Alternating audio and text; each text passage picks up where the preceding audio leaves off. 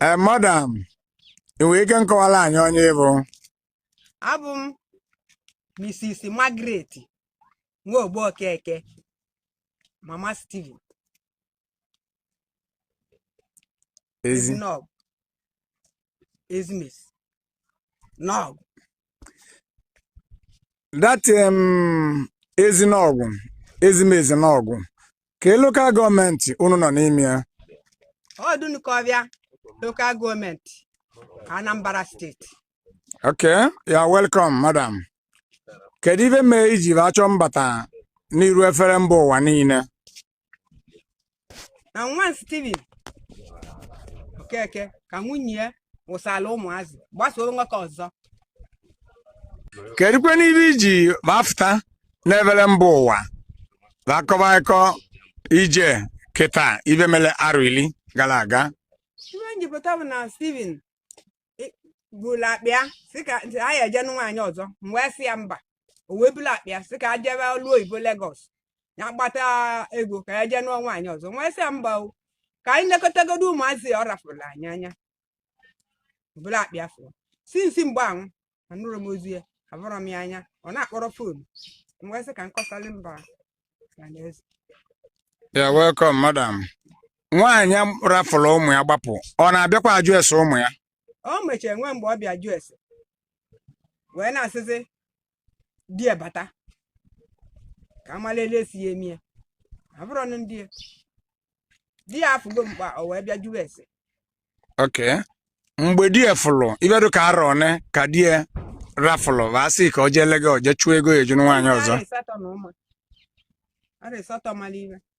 Arọ ịsatọ malive. Onye gịnị a na-akpọ na fonu? Unu enwe kọntaktị? Onwe ebe ị nọ n'ọnọ? Onwe ndụ na-asị na afụlụ ebe dị etu a? Sisi mgbe ahụ nwe ndụ onye si na ya bụ maọbụ fonu maọbụ na ya bụrụ anya. Okay. Steven now, di ọgbalị ya adụ ọrụ ne? 18 years. Adị adụ 15 years. Mana sinsi arọ ịsatọ gara aga ka anya na va rapụlụ va mara ma nna va na-eji oji ma ọ na-acha ọcha na nke ikpeazụ a. Yes. Okay.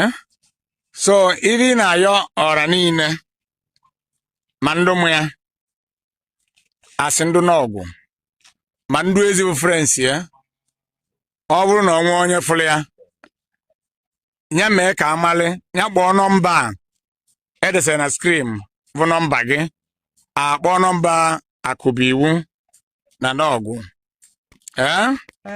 onye bụrụ Steven pichon nwa do na this page na this platform na onye bụ Steven a na-ekwu maka ya ọ dị mma etu a maka ya bụ Steven nọkwa na Nawgu bụ emechi ebe niile a na-eme ọ gụrụ na primary school ya gwụrụ onye n'isi na Nawgu.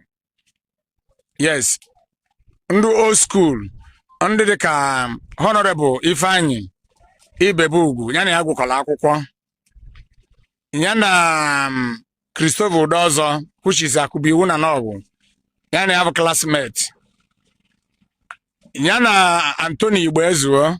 In fact ọ ya na Anthony na-anọ n'ofu ọsọ ya na Anthony na-eso abịa akwụkwọ ya na ya na-agbagwụrụ akwụkwọ the same time ya na Ugoyi ga-adị Jonathan Nwogbo ya na ya gụrụ akwụkwọ ya na nwoke ya nkwụ ile ọkụ fagụrụ akwụkwọ na the same class. So enyi mention all these few so that ka ndị old school mali onye a na-ekwu maka ya maka enwe Steven na-abọ ama ama na ya bụ ezimezi enwe Chief Steven Ejike Okeke eze ndị Nawgu igwe Nawgu na Lafia enwere ya mana ọ bụrụ ya ka a na-ekwu onye nke a na-ekwu bụ Steven Okeke nke nọ na this picture oyili nne ya ine nne ya anyị na-enye anya ịmalị na ọnya nwa na ọnya ka a na-ekwu maka ya. So onye nụ ka o mee ka amalị ebe ọ nọ na Obinna emebego nne ya nganata azụ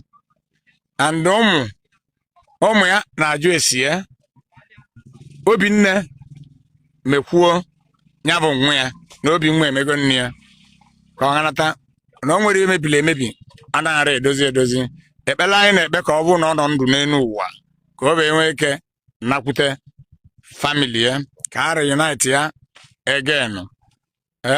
Ọnya bụ apil nne ya na-ayọ nne m ọkwa etu o si mee. Alright, ọ ya agazili gị, ọ ya abata n'udo, unu ya reunite maka na amara uche onye bụ lili na akpa akụ ọka, ọ nwere ike nwunye evu ya ozugbo ozugbo kịta ekwuwe okwu nnata ka akpazi anya bụ udo, o nwere ike ọ bụrụ na ọ na-abịa kwughara ebe ọ nọ.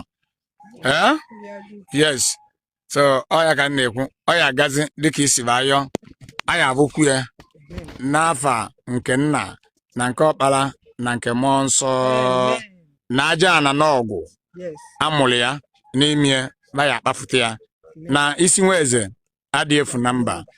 Etu anyị kwuru etu a ka ọ ya adọ ise. Nne ya gaziele gị.